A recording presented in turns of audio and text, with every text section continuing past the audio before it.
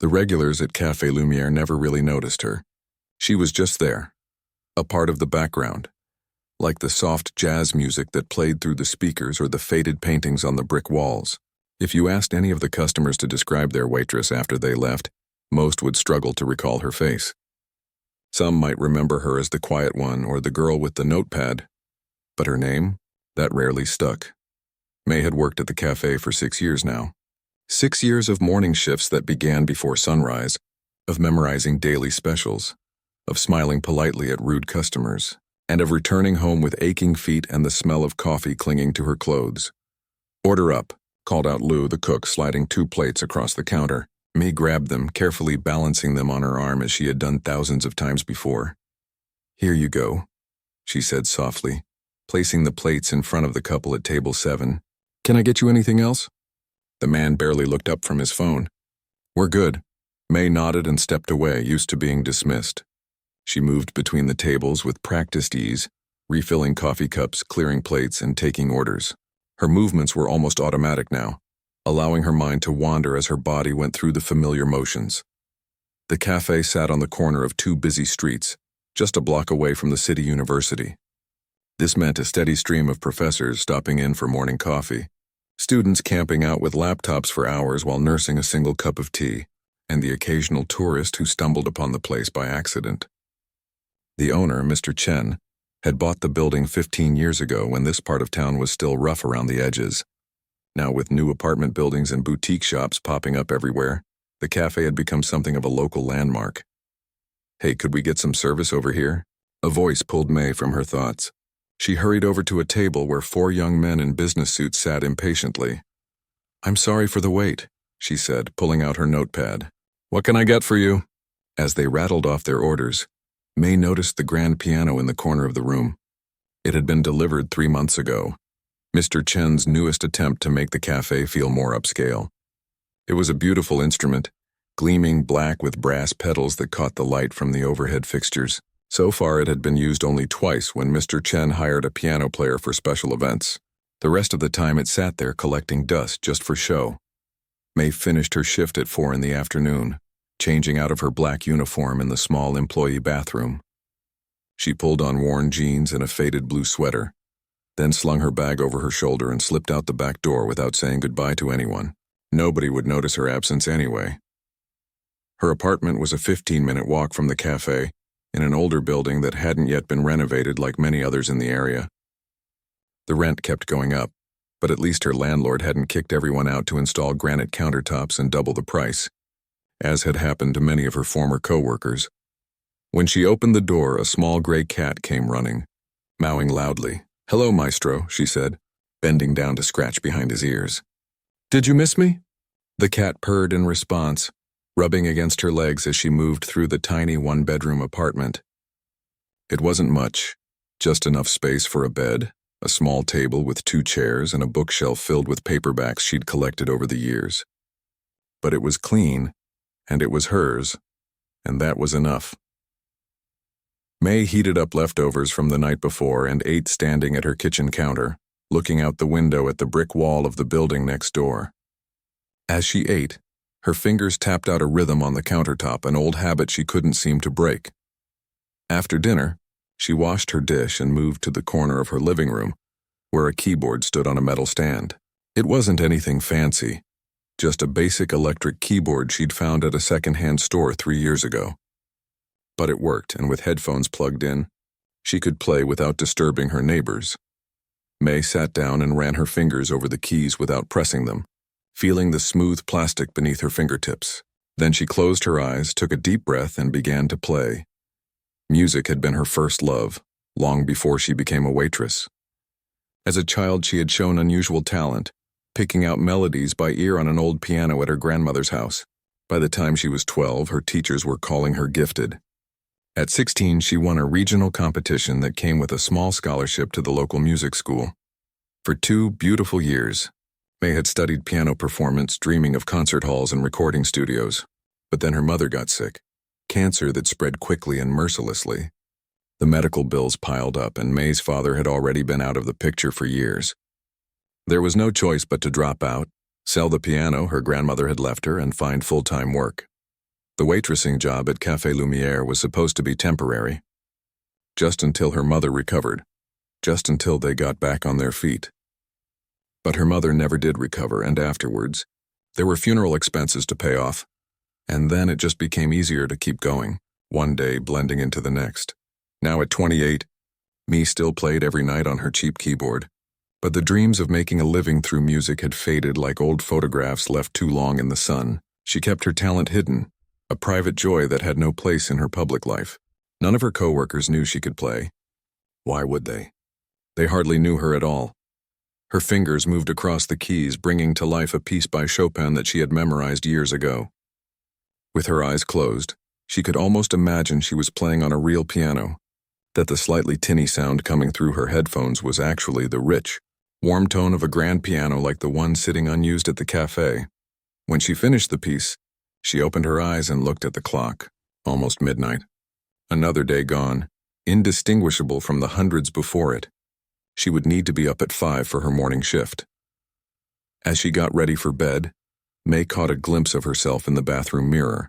Dark circles had formed under her eyes, and her black hair, cut in a simple, practical style that required little maintenance, was starting to show split ends. When had she started looking so tired, so invisible? It wasn't that May was unhappy exactly. She had food to eat, a roof over her head, and her health.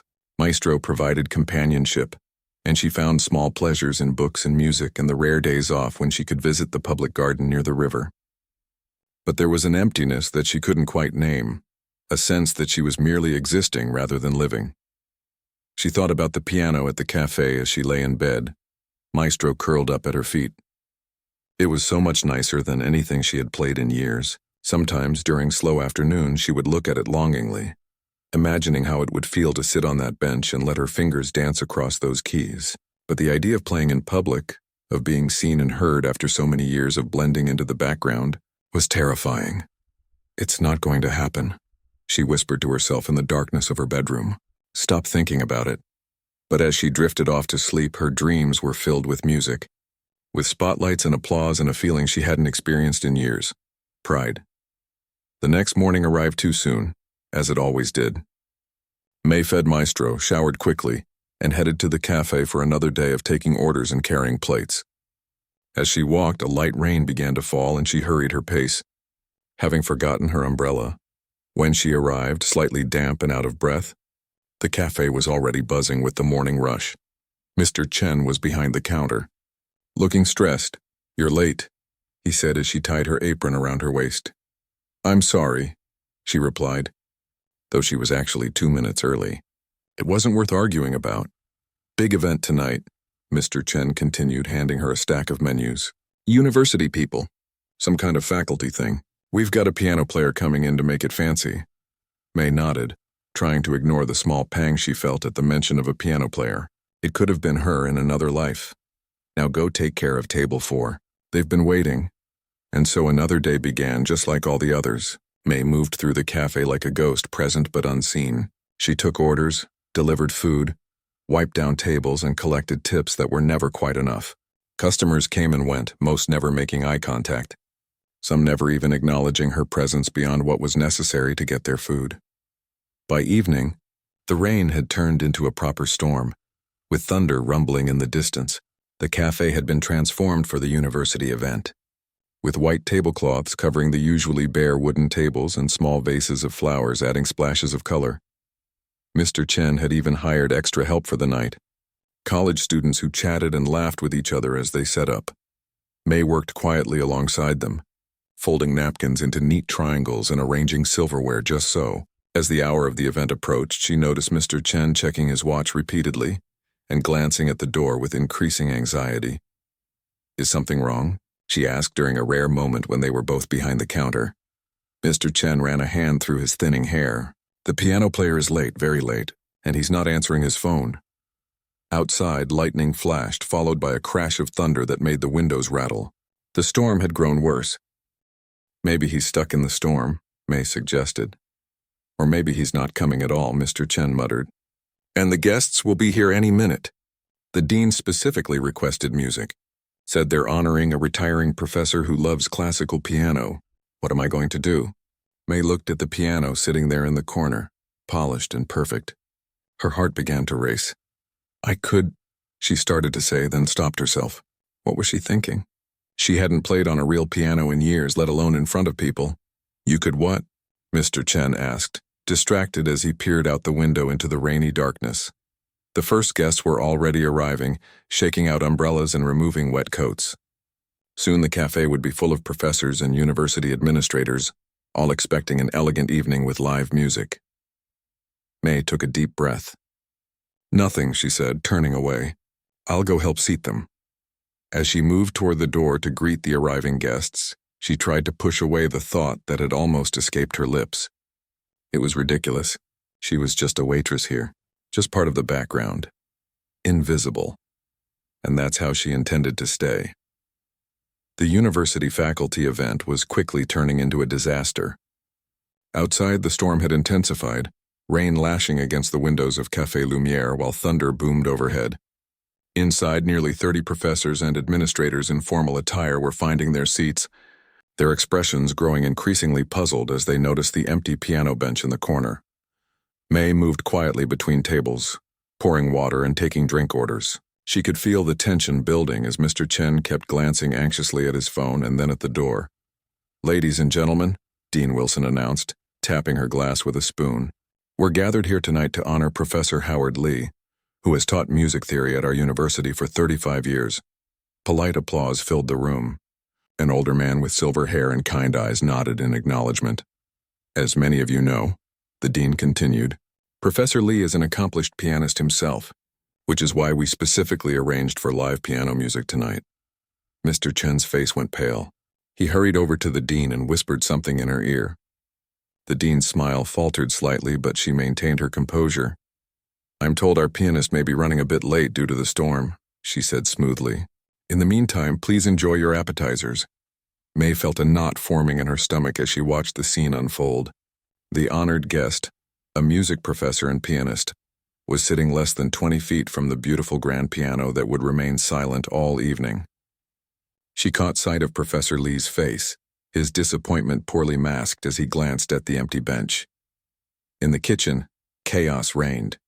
Lu was rushing to prepare dozens of appetizers while Mr. Chen paced back and forth, repeatedly calling the pianist's number, only to be sent straight to voicemail. This is a nightmare, Mr. Chen muttered. The biggest event we've hosted and no music. The dean will never book with us again. May stood quietly by the swinging doors, plates balanced on her arm, gathering her courage. The thought that had nearly escaped her lips earlier returned, stronger now. She could solve this problem. She could play. But what if she wasn't good enough anymore? What if years of playing on a cheap keyboard had dulled her skills? What if she embarrassed herself in front of a room full of people, including a professional music professor? May, table 9 needs these now, Lu called out, sliding more plates onto the counter. She delivered the appetizers mechanically, her mind elsewhere as her heart raced. As she passed the piano for the 5th time, she allowed her fingers to brush against it lightly, feeling the smooth, polished wood. Even that brief touch sent a shiver through her.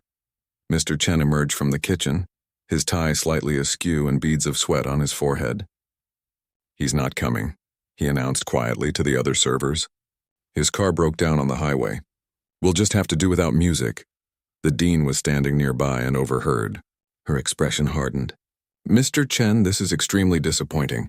Music was a key part of tonight's celebration. I understand. But with the storm, I could play, May said, the words tumbling out before she could stop them. Both Mr. Chen and the dean turned to look at her with surprise, as if suddenly noticing she was there. You? Mr. Chen asked, disbelief evident in his voice. You play piano? May nodded, her throat suddenly dry. I studied at the conservatory for 2 years. The dean raised an eyebrow, looking May up and down, taking in her simple black uniform, her practical shoes, her hands that had spent the last 6 years carrying plates and wiping tables. Can she play, Mr. Chen? The dean asked, as if May weren't standing right there. Mr. Chen shrugged helplessly. I have no idea. I didn't know she played. Of course he didn't know. Nobody here knew anything about her. 6 years of working side by side and she was still a stranger to them. I can play, May said again, more firmly this time. Classical mostly. Chopin, Debussy, Bach. some contemporary pieces too. The dean seemed to be weighing her options, glancing back at the room full of guests who were finishing their appetizers and looking increasingly restless. "Well," she said finally, "I suppose it's worth a try. Professor Lee would appreciate any music rather than none." Mr. Chen nodded quickly. "Yes, yes. Go ahead, May." He lowered his voice to a whisper. "But if it's not good, we'll say there's a problem with the piano." May swallowed hard and untied her apron with trembling fingers, handing it to another server. She smoothed down her black uniform pants and straightened her white button-up shirt. It wasn't exactly concert attire, but it would have to do. As she walked toward the piano, she felt strangely detached from her body, as if watching herself from above. The conversations around her dimmed, and for a moment, all she could hear was the sound of her own heartbeat and the rain against the windows. The piano bench was cool and smooth as she sat down, adjusting the height slightly. She took a deep breath, placed her fingers on the keys, and closed her eyes for just a moment. Images flashed through her mind. Her grandmother guiding her small hands over piano keys, her mother beaming with pride at her first recital, the letter of acceptance to the conservatory, and then the darker memories, the hospital rooms, the mounting bills, the day she sold her piano. May opened her eyes. The room had grown quiet, with dozens of curious faces turned toward her. She caught sight of Professor Lee, who was watching her with a neutral expression, clearly reserving judgment. She began with Debussy's Clair de Lune, a piece that had always calmed her nerves. The first notes floated into the air, hesitant at first, like a person testing cold water with their toes. But then, as her fingers remembered their purpose, the music grew stronger, more confident. The piano responded to her touch in a way her keyboard at home never could, each note resonating with richness and depth. She had forgotten what it felt like to play a real instrument, to feel the subtle resistance of the keys, to control the sound with the pressure of her fingers and the press of the pedals. As the familiar piece unfolded, May felt something inside her unfurling as well, something that had been tightly wound for years. Her body swayed slightly with the music, her face relaxed, and for the first time in as long as she could remember, she felt truly present, truly visible. When she glanced up briefly, she noticed that the room had gone completely silent. Forks were suspended in mid-air, conversations had ceased, and all eyes were fixed on her. Even Lou had emerged from the kitchen and stood in the doorway, a dish towel still clutched in his hand. The piece came to its gentle conclusion, the final notes lingering in the air like the last drops of rain after a storm. There was a moment of absolute silence, and then the room erupted in applause. May blinked, startled by the response. She hadn't expected any reaction at all, let alone this enthusiastic outpouring. She caught sight of Mr. Chen's face, his mouth slightly open, eyes wide with astonishment. The dean was nodding appreciatively, while Professor Lee was leaning forward in his chair, a look of genuine interest on his face. Emboldened by the response, May moved seamlessly into a Chopin nocturne, her confidence growing with each measure.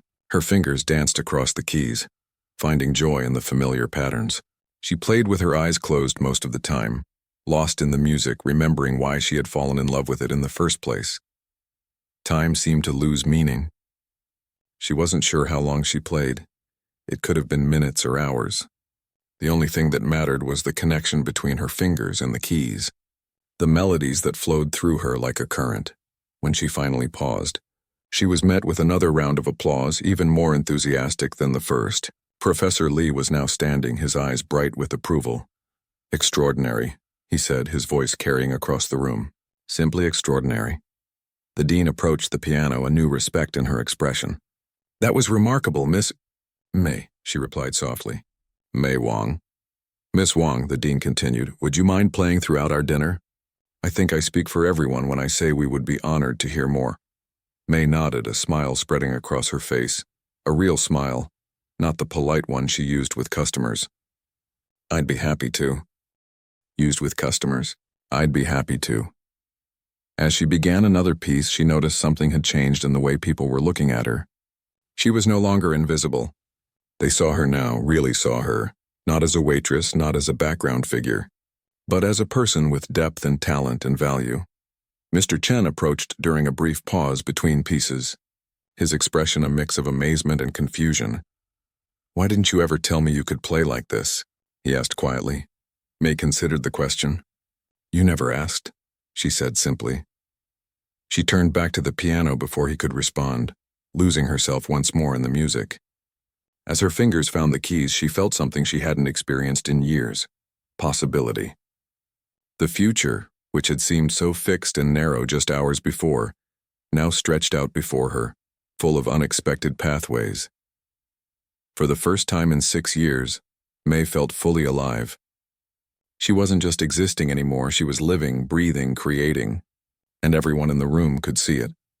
In the corner of her eye, she noticed one of the guests holding up a phone, recording her performance. Under normal circumstances, this might have made her nervous, but tonight it didn't matter. Nothing mattered except the music flowing through her, the piano responding to her touch, and the pure, unadulterated joy of being truly seen. The storm outside had begun to subside, but within Café Lumière, something powerful had just been unleashed, something that could never be contained again. May played on, her music filling every corner of the room, washing away the years of silence and invisibility with each perfect note. May woke up the next morning feeling different. It wasn't just the late night. She hadn't gotten home until after midnight, her fingers still tingling from hours at the piano. But something deeper had changed.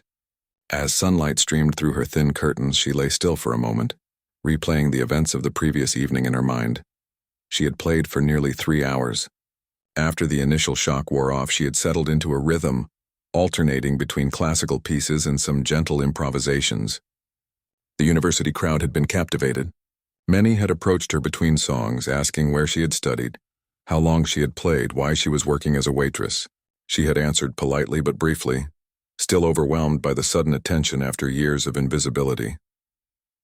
Maestro meowed loudly, demanding breakfast and interrupting her thoughts. May smiled and got out of bed. "You missed quite a night," she told the cat as she filled his bowl. It was her day off, thankfully. She needed time to process what had happened. After feeding Maestro, she made herself a cup of tea and checked her phone. There were several missed calls and texts from coworkers she barely spoke to normally. "Did you see this?" Read a message from Ava, another waitress. It was followed by a link. May clicked on it and nearly dropped her phone. It was a video titled, "Waitress Stuns Crowd with Incredible Piano Skills." The thumbnail showed her at the piano in Café Lumière, eyes closed, completely absorbed in the music. It already had thousands of views. With shaking hands, she pressed play. Someone had recorded her playing Chopin, capturing the moment when she transitioned into an improvisation. The camera panned to show the faces of the audience, their expressions of surprise and delight. Professor Lee was visibly moved, dabbing at his eyes with a handkerchief. The comments below the video were overwhelmingly positive. "Who is she? Does she have an album? I was there. Even better in person. This is why I love live music. You never know where you'll find incredible talent. From serving coffee to serving skills. Hire this woman immediately." May set down her phone, her tea forgotten. She had never sought attention or fame. Music had always been her private joy, her escape. Now it was out there for everyone to see, to judge, to comment on. The thought was both exhilarating and terrifying. Her phone rang, startling her. It was Mr. Chen. "May," he said when she answered, his voice unusually animated. "You need to come to the cafe." "But it's my day off and not for work," he interrupted. "There are people here asking about you. A newspaper reporter, and a woman from the university." May's heart raced. "What do they want?" "To talk to you, of course. About your playing.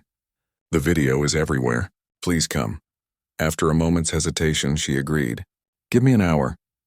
She dressed with more care than usual, choosing a simple blue dress she rarely wore instead of her typical jeans and t-shirt. She even applied a touch of makeup and brushed her hair until it shone. As she looked in the mirror, she barely recognized herself. Was this how it felt to be visible? The walk to Café Lumière felt different, too. She noticed details she usually missed. The pattern of light through tree branches, the sound of birds, the faces of people she passed. Or perhaps they were noticing her. A young man did a double take as she walked by, as if trying to place where he knew her from. When she arrived at the cafe, she was greeted by an unusual sight. The place was busier than she'd ever seen it on a weekday morning. Every table was full, and people kept glancing toward the piano in the corner, which now had a small handwritten sign on it that read, "Reserved for May Wong." Mr. Chen spotted her immediately and hurried over. "There you are. Come, come." He led her to a table where 3 people sat waiting. A woman with short gray hair whom May recognized as the dean from last night, a younger woman with a notepad and a press badge, and Professor Lee himself. "Miss Wong," Professor Lee said, rising to shake her hand. "I was hoping to speak with you further." May sat down nervously, aware of the eyes on her from around the cafe. Some customers were openly taking photos with their phones. "Your performance last night was extraordinary," the professor continued. "Dean Patterson and I were discussing your background. You mentioned you studied at the conservatory?" May nodded. "For 2 years. But I had to leave when my mother got sick." "And you've been working here ever since?" the reporter asked, pen poised over her notepad. "Yes. Almost 6 years now. Playing only on a keyboard at home," Professor Lee said, shaking his head. "What a waste. Your technique has suffered somewhat from lack of proper practice, but your musicality, your soul comes through the music. That cannot be taught." The dean leaned forward. "Professor Lee rarely gives such praise. Miss Wong, he believes you have exceptional talent that should not be wasting away in a cafe. I'm offering you a chance to complete your education," Professor Lee said simply. "A special scholarship for exceptional cases. We've done it before for students with unusual circumstances." May felt as if the air had been sucked from her lungs. "A scholarship? To return to the conservatory? You'd need to audition formally, of course," the dean added. "But after what we heard last night, it's merely a formality." The reporter was scribbling furiously. "This is such a wonderful story," she gushed. "The hidden talent discovered by chance. Our readers will love it," May's mind raced. Return to school? After all these years? The thought was both thrilling and terrifying. What about her job, her rent, her responsibilities? As if reading her thoughts, Mr. Chen, who had been hovering nearby, stepped forward. "May, I have a proposal too." His usual brusque manner had softened. "The video from last night, people are coming to the cafe asking about you. 3 customers this morning came just because they saw you online. They were disappointed when I said you weren't working today." He cleared his throat. "I want to offer you a different position. Play piano here 3 nights a week. I'll pay you double what you make as a waitress for fewer hours." May blinked in surprise. "You want me to play? Professionally?" "It would be good for business," Mr. Chen said pragmatically, but then his expression softened. "And it would be good for the music. This piano should not sit silent so many nights." The dean nodded approvingly. "That could work well with your studies. Many of our students perform professionally while completing their degrees." "I need to think about this," May said quietly. "It's all happening so fast." "Of course," Professor Lee agreed. "But don't think too long. Our semester begins in 2 weeks." As they continued discussing details, more customers entered the cafe. A young couple approached their table tentatively. "Excuse me," the woman said. "Are you the pianist from the video?" "The waitress who played last night?" May nodded, still not used to being recognized. "Would you mind signing our receipt? We came here just to see the cafe where it happened. We're both music students ourselves." Bewildered, May signed the small slip of paper. As the couple walked away, visibly excited, the reporter smiled. "Better get used to that," she said. "Your video has over 50,000 views already. I wouldn't be surprised if it hits 1 million by the end of the week." May felt her cheeks grow warm. "I never expected any of this. I just wanted to help when the pianist didn't show up. Sometimes life's greatest turns come when we least expect them," Professor Lee said kindly. "The question is, will you embrace this opportunity or let it pass?" After the meeting concluded, May found herself drawn to the piano. Without thinking, she sat down and began to play softly, a gentle Bach prelude that had always brought her comfort during times of change. "Don't worry," whispered the student next to her, a kind-faced young man named Ben. "First day's always overwhelming. I can help you get up to speed with the software if you want." By the time May left campus, her brain was full and her confidence slightly shaken. She had 3 hours before her performance at the cafe. Just enough time to go home, change, feed Maestro, and review the pieces she planned to play tonight. At her apartment, she found a package leaning against her door. Inside was a brand new metronome with a note from Mrs. Liu. "For keeping time during your practice. So proud of you." Tears sprang to May's eyes. So many people were supporting her, believing in her. She couldn't let them down. She changed into a simple black dress, her new performance outfit that Mr. Chen had insisted on purchasing for her, and spent 30 minutes practicing on her keyboard. It felt painfully inadequate after playing the conservatory's magnificent pianos all day, but it was better than nothing. When she arrived at Café Lumière, she was shocked to find a line stretching down the block. "There you are," Mr. Chen exclaimed, rushing to meet her at the back entrance. "We're completely booked." Had to turn people away. "And look," he proudly showed her a new sign above the piano. "Nightly performances by conservatory pianist Mei Wang." "Not nightly," Mei corrected him. "Just 3 times a week, remember? I have to study the other nights." Mr. Chen waved dismissively. Yes, details. The important thing is you're here now." People have been waiting. The cafe had been transformed. The lighting was dimmer, more intimate. The tables were arranged in a semicircle around the piano. Every seat was filled, with additional customers standing along the walls. Mei spotted Lily and Zoe at a small table near the front, waving excitedly. As Mr. Chen led her to the piano, the crowd broke into applause.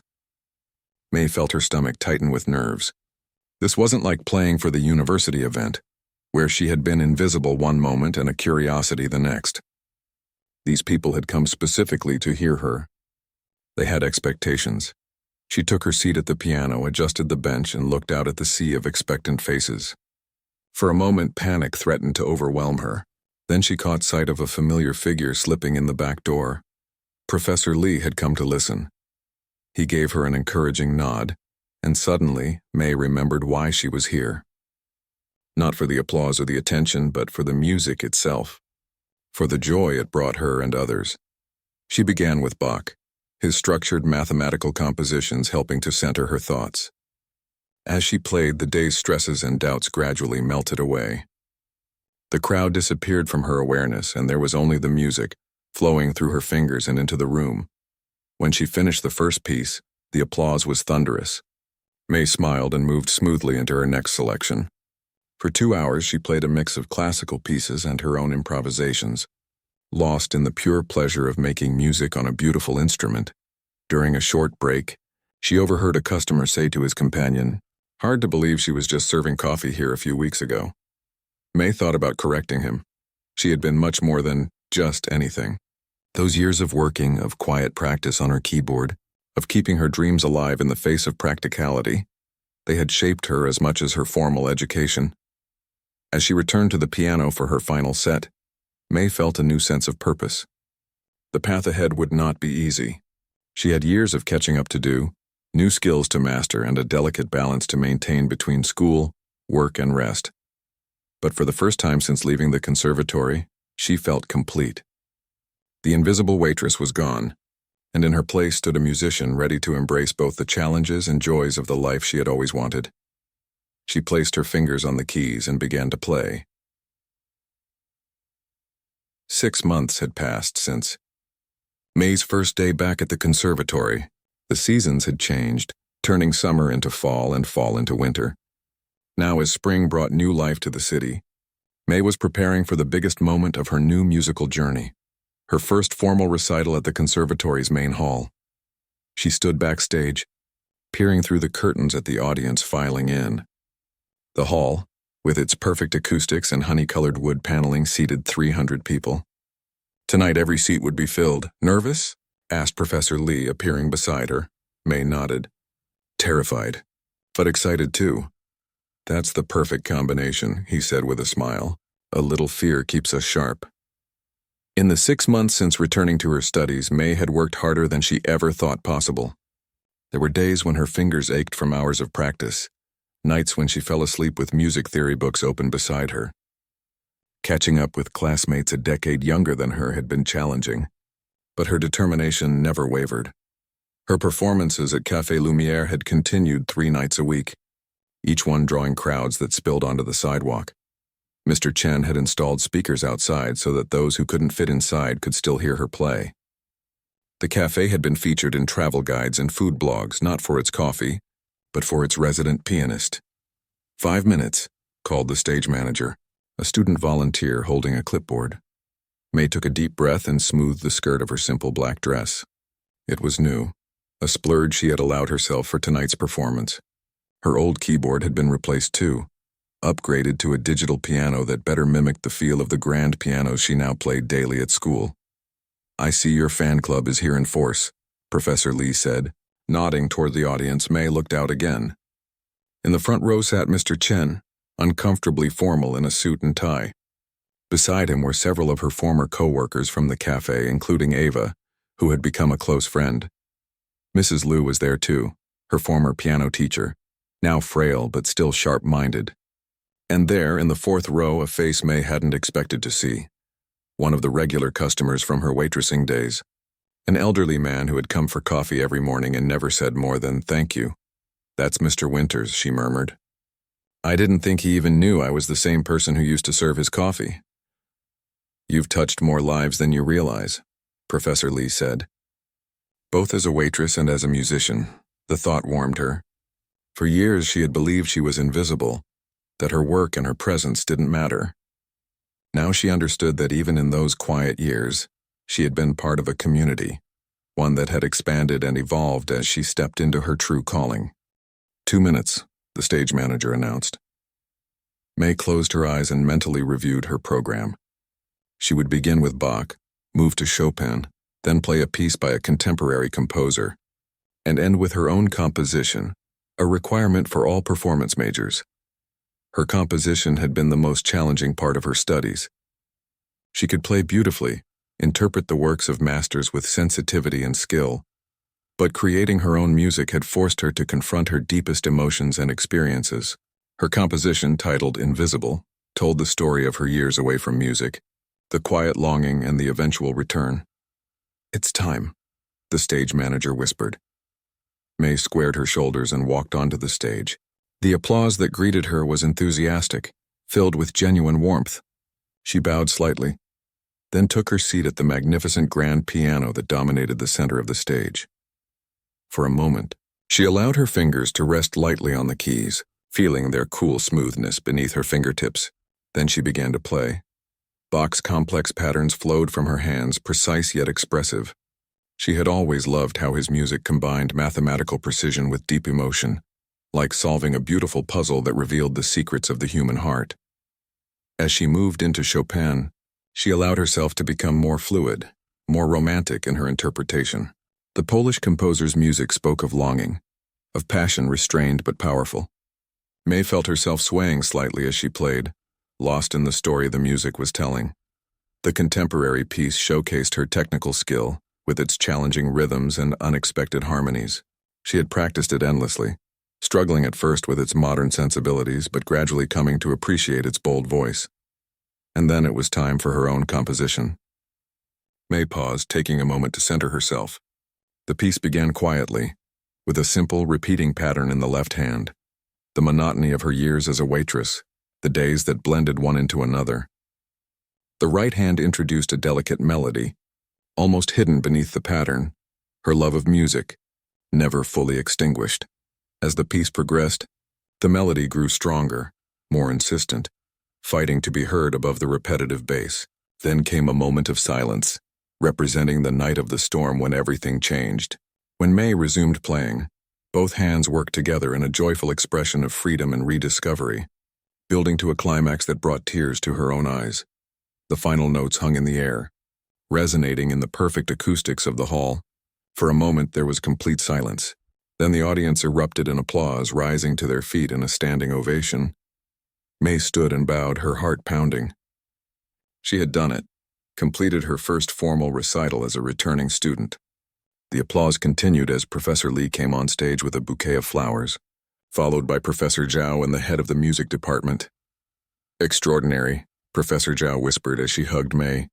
"Your composition especially, so authentic, so moving." As May left the stage, still buzzing with adrenaline, she was met by a crowd of well-wishers, classmates, teachers, cafe regulars who had become dedicated fans. Mr. Chen pushed his way through, his usually stern face split by an enormous grin. "A triumph," he declared, hugging her awkwardly. "And good for business, too. Already people are asking if you will play your own composition at the cafe." May laughed. "Maybe a simplified version. That one took everything I had." Later, after the crowd had thinned and most had left for the reception in the lobby, May found herself alone in the hall. She sat down again at the piano, not to play, but simply to savor the moment. "May I join you?" asked a voice.